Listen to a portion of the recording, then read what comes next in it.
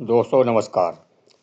दोस्तों, अगर कर्ण को सच पहले ही पता चल जाता तो क्या होता।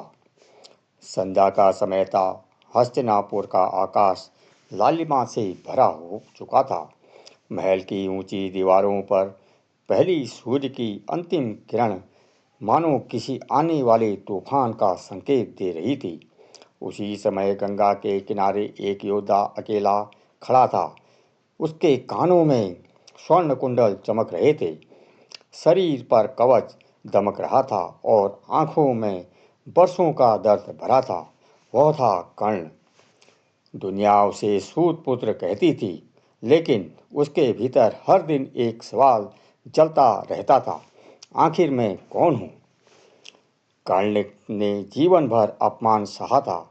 जब भी उसने अपने धनुष को उठाया, समाज ने उसकी जाति को उसके सामने खड़ा कर दिया।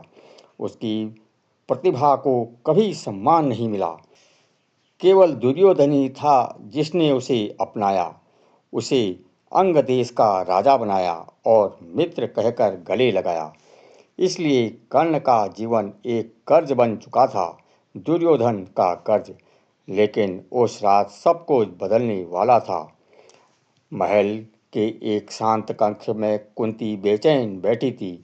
उसके हाथ कांप रहे थे। वर्षों से छुपा एक रहस्य आज उसके हृदय को चीर रहा था। उन्होंने अपने सेवक से कहा, कर्ण को यहाँ बुलाओ। कुछ देर बाद कर्ण वहाँ पहुँचा। उसने कुंती को प्रणाम किया। कुंती की आंखें भर आई। वह उसे देखती रही जैसे कोई माँ वर्षों बाद अपने खोए पुत्र को देख रही हो। कर्ण ने पूछा, माता, आपने मुझे बुलाया? कुंती का गला सूख गया। कई क्षण तक वह कुछ बोल नहीं पाई।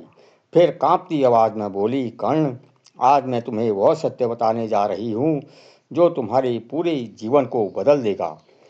कर्ण आश्चर्य से चुप रहा। कुंती ने धीरे से कहा, कर्ण, तुम सूत पुत्र नहीं हो। कर्ण की भौहें सिकुड़ गई। तुम मेरे पुत्र हो। पूरा कक्ष मौन हो गया। कर्ण की सांसें रुक गई। उसे लगा जैसे धरती उसके पैरों के नीचे से खिसक गई हो। क्या कहा माँ आपने? कुंती रो पड़ी। हाँ कर्ण, तुम मेरे प्रथम पुत्र हो। तुम्हारा जन्म सूर्य देव के वरदान से हुआ था, लेकिन समाज के भय से मैंने तुम्हें नदी में बहा दिया। कर्ण की आंखों में आंसू आ गए। वह वर्षों का दर्द अचानक आग बनकर बाहर निकलने लगा। तो मैं जीवन भर अपमान सहता रहा और आप चुप रही। कुंती सिर झुकाकर रोने लगी। मैं अपराधिनी हूँ पुत्र। कर्ण का हृदय टूट चुका था। उस रात कर्ण को नींद नहीं आई। उसका मन दो भागों में बढ़ चुका था। एक ओर उसका रक्त था पांडव, दूसरी ओर उसका वचन था दुर्योधन। उसने स्वयं से पूछा, अगर मैं पांडवों का भाई हूँ तो क्या मुझे उनके साथ होना चाहिए? लेकिन तभी उसे वह दिन याद आया जब पूरी भरी सभा में उसका अपमान किया था, जब अर्जुन ने उसे नीच कहकर बुलाया था, जब भीष्म और द्रोण ने उसकी जाति पर प्रश्न उठाए थे, और फिर उसे याद आया दुर्योधन, वही व्यक्ति जिसने बिना कुछ पूछे उसे गले लगाया था। कर्ण की आंखें बंद हो गई। मैं क्या कर रहा हूँ? अगले दिन भगवान कृष्ण स्वयं कर्ण के पास आए। उन्होंने शांत स्वर में कहा, कर्ण, अब तुम सत्य को जान चुके हो। कर्ण मुस्कुराया, लेकिन उसकी मुस्कान में दर्द था।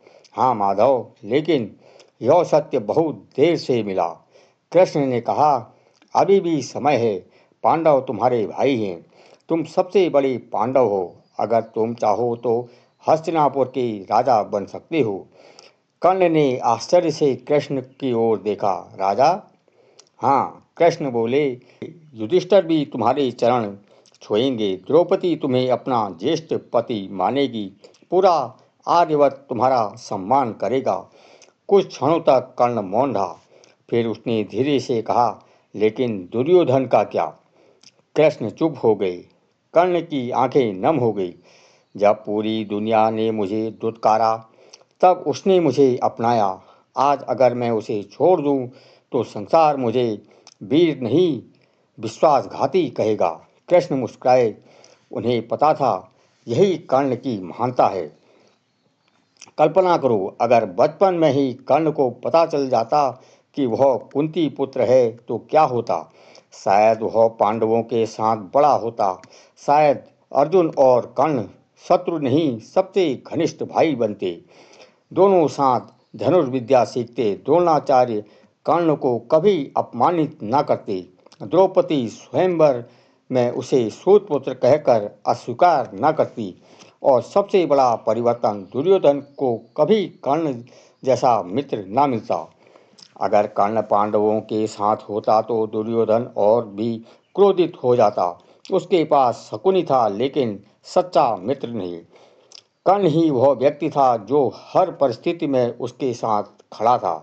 अगर कर्ण पांडव बन जाता तो शायद महाभारत का युद्ध कभी होता ही नहीं, क्योंकि दुर्योधन जानता था कर्ण के बिना अर्जुन को हराना असंभव है। कल्पना करो उस दृश्य की, अर्जुन और कर्ण साथ खड़े हों, दोनों भाइयों के हाथों में धनुष हो, पूरा आर्यवर्त उनकी वीरता की चर्चा कर रहा हो। अर्जुन कहता, भैया आज हम साथ युद्ध करेंगे, और कर्ण मुस्कुराकर कहता, अब कोई हमें अलग होने नहीं दे। यह दृश्य शायद इतिहास का सबसे सुंदर दृश्य होता। लेकिन सच्चाई यह थी कि कुंती ने बहुत देर कर दी थी। उन्होंने अपने पुत्र को तब पहचाना जब युद्ध सामने खड़ा था। कर्ण के भीतर माँ के लिए प्रेम भी था और दर्द भी। अगर मुझे बचपन में अपना लिया होता तो शायद मेरा जीवन कुछ और होता। अंततः महाभारत का युद्ध शुरू हुआ, लेकिन इस बार कर्ण के भीतर पहले जैसा क्रोध नहीं था। अब जब भी वह अर्जुन को देखता उसे अपना भाई दिखाई देता। युद्ध भूमि में एक क्षण ऐसा भी आया जब कर्ण ने अर्जुन पर प्रहार करने के लिए धनुष उठाया, लेकिन अचानक उसकी आंखों में कुंती का चेहरा आ गया।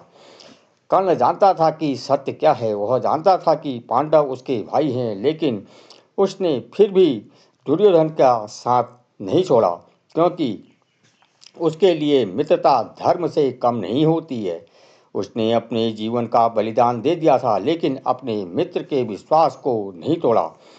जब युद्ध भूमि में कर्ण का रथ धंस गया था और उसका कवच कुंडल उसके दूर हो चुका था, तब उसे समझ आ गया था अब अंत निकट है। उसने आकाश की ओर देखा, शायद यही मेरी नियति है। अर्जुन का तीर चला और धरती पर एक ऐसा योद्धा गिर पड़ा जिसे जीवन भर उसका सही स्थान कभी नहीं मिला।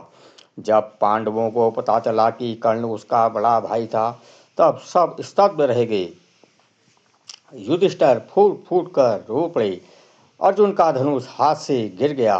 भीष्म मौन हो गए। उन्होंने समझ में आ गया कि उन्होंने अपने ही भाई का वध कर दिया है। कर्ण की पूरी जिंदगी एक ऐसे इंसान की कहानी थी जो जन्म से राजकुमार था, लेकिन जीवन भर अपमानित हुआ, जिसे माँ का प्रेम बहुत देर से मिला, जिसे समाज ने कभी स्वीकार नहीं किया, और जिसने अंत तक अपना वचन निभाया।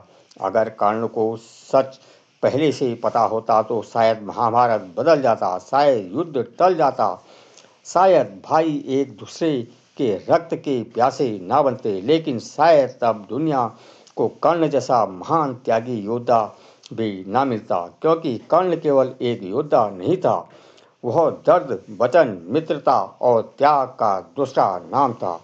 दोस्तों, यह थी कर्ण की कहानी। आपको कैसी लगी हमें कमेंट बॉक्स में ज़रूर बताइए। अगर आपको यह वीडियो पसंद आई है तो इसे लाइक करें, चैनल को सब्सक्राइब करना ना भूलें। लेते हैं तब तक के लिए विदा। जय श्री राम। हर हर महादेव।